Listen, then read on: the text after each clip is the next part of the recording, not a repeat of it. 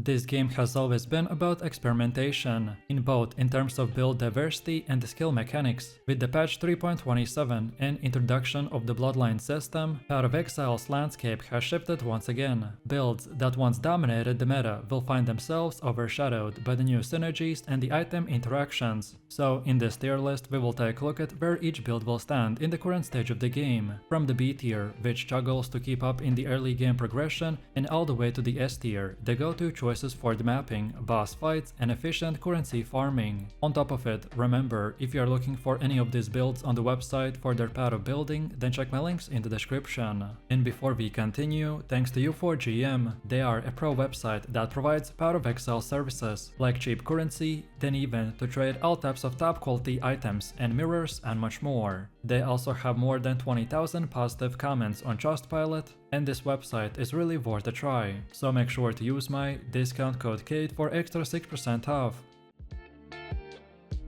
So let's start off with the B tier builds. These are solid, reliable league starters, but they aren't optimized for day 1 currency generation or the boss racing. So first we have Eviscerate Assassin. This build is slower than some other options, but it packs significant damage with solid defenses. Eviscerate is perfect for players who prefer more control and strategic playstyle. It scales well as you invest currency, but early on it won't compete with the insane clear speed of the higher tier builds. But if your goal is to hit the top ranks on day 1, then Eviscerate will lag slightly behind. It's a good balance for players looking for safety and consistent performance. Then the High Strike builds are also in the B tier. The High Strike focuses on melee damage and positioning. Players who enjoy close range and high impact combat will find this build engaging. The clear speed is respectable and the damage output can reach significant levels with the proper gear. It's not the fastest or the flashiest choice for the breach or early content, but it's forgiving and efficient for the general progress. The Mage Fist and the Siege Ballista setups will provide reliable paths to success, which makes this build approachable for new and returning players alike.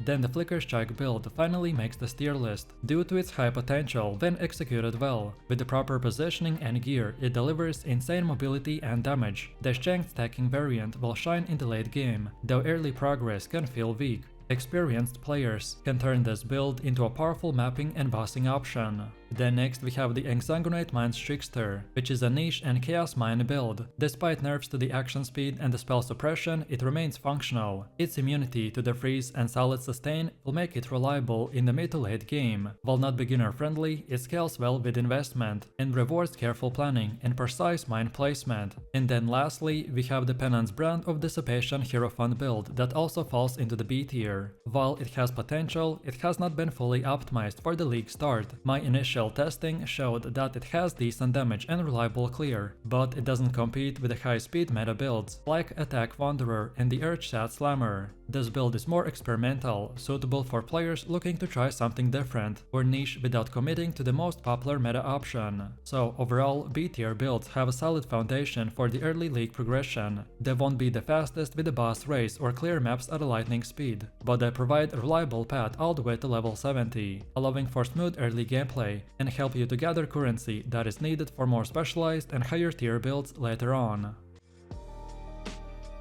Then next, moving into the A tier builds. These are extremely strong options for the early league play. They have a high clear speed, solid single target damage, and can handle both the breach mechanics and early boss encounters efficiently. The gap between A and S tier is not huge, but A tier generally requires a little more investment to reach the top performance, or they have slight uncertainties due to unique items or the minor patch changes. The Cobra Slash is one of the top A tier builds. This build relies on the Hand of the Wisdom unique for the strong early damage and scales into the ward stacker late game. The Cobra Lash has a very good clear speed and is strong for breach progression, but its reliance on specific unique items introduces some uncertainty for the very first days of the league. The Venom build is very similar, providing very strong early performance and clear potential. Both of these builds are excellent choices for players that want a balance between safety, clear speed and the boss damage. Then next we have the Viper Strike of the Mamba Pathfinder build, which is a high DPS and low currency setup that has been strong for several patches. patches. It requires the Pathfinder's ascendancy for profiting from the flask efficiency and scaling, which makes it slightly more specialized than some other A-tier builds. The clear speed is not S-tier level, but the build excels at sustained damage and can tackle early content efficiently. If you want a cost-effective high DPS option, then the Viper Mamba Pathfinder build is an excellent pick.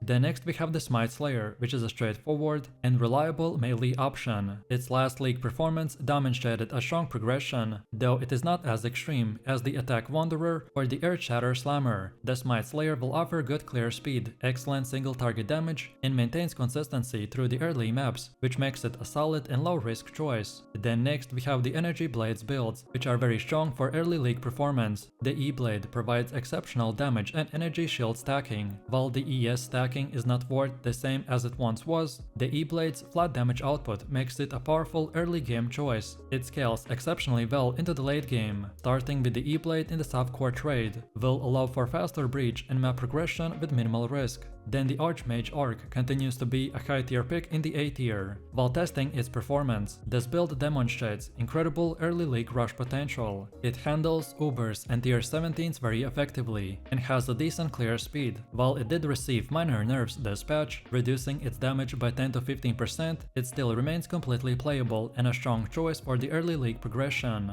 And lastly, in the A tier we have the Lightning Arrow Deadeye and the Elemental Hit Deadeye. These builds focuses on bow mechanics and scaling into the breach leagues. It's a solid league starter, though slightly squishier this patch due to the spell suppression nerfs. The Deadeye remains viable and effective for early content, but players should be aware of its relative fragility compared to a melee heavy or a tank option. Overall, A tier builds are strong, reliable and competitive with even the S tier options, though minor nerfs or the slight dependencies on the gear or the patches prevents them from dominating the league start entirely. They're excellent for players looking for a solid performance without committing to the absolute meta. And finally, we've come to the S-tier builds. S-tier builds are highly efficient at both the clear speeds and generating currency, which makes them obvious choices for the meta-focused players. First up is the Righteous Fire Chieftain. The RF Chieftain has been a staple for players who value safety and sustain over the raw speed. This build relies on consistent fire damage and regeneration to clear packs while staying alive. Its major advantage is its tankiness. Early maps are extremely forgiving, you don't need the high tier gear to function. However, the RF lacks the strong boss damage, so it struggles with the early tier 17 content and is not ideal for the high speed currency farming in the first 2 days of the league start. Still, it's a reliable choice for players who want a smooth start and a minimal risk. Then next, Attack Wanderer takes the top spot in the S tier. This build, specifically when paired with a Kinetic Rain, will offer unparalleled clear speed and a single target damage. The versatility of the Wanderer will allow players to choose between the Ranger, the Shadow, Witch, Berserker or the Slayer. While some variants will focus on a balanced progression, others will maximize blast potential for the breach content. The Wanderer is exceptionally popular this league, with nearly every top player adopting a variant. Its combination of speed, flexibility and scaling makes it the ultimate choice for the softcore trade the week 1. Even if Kinetic Rain underperforms, the Wanderer remains a top tier option due to its raw efficiency and the breach compatibility. Then the Earthshatter Slammer will follow closely. Despite minor nerfs, the Earthshadow remains a powerhouse for the early league progression. This build excels at 4 stone and 2 stone rushes and has dominated boss races in the previous patches. It offers insane clear speed, excellent single target damage and scales well into the mid-game content. Players can easily transition into the strength stacking or the high damage endgame from the Earthshatter, which makes it both a strong starting build and a long-term investment for the currency farming. Then next we have the Kinetic Rain Herald Stacker. This elementalist build is brokenly powerful due to its insane Herald stacking and mana reservation interaction. With over 20 million DPS, full ailment immunity, permanent chill and the energy shield over leech, it shatters maps and bosses alike. Overall, early game progress is smooth, and defensive layering will ensure nearly immortal survivability, making it a top tier choice. Then next we have the Dex Stacker Cyclone. This is a dexterity powered Cyclone Gladiator build that evolves into a lightning fast screen clearing machine. Scaling raw dexterity will amplify damage, the speed and evasion, while stacking defenses on overleech to keep it alive. Flexible early gear, smooth leveling and insane late game scaling makes this build one of the fastest, most consistent and enjoyable enjoyable league starters. Then next we got the deck stacker Venom Gyre build, which is a high speed and high dex assassin hybrid that combines the Venom Gyre and projectile mechanics. He has exceptional mobility, screen wide clear and single target bursts, which makes it ideal for mapping and farming. Early leveling is smooth,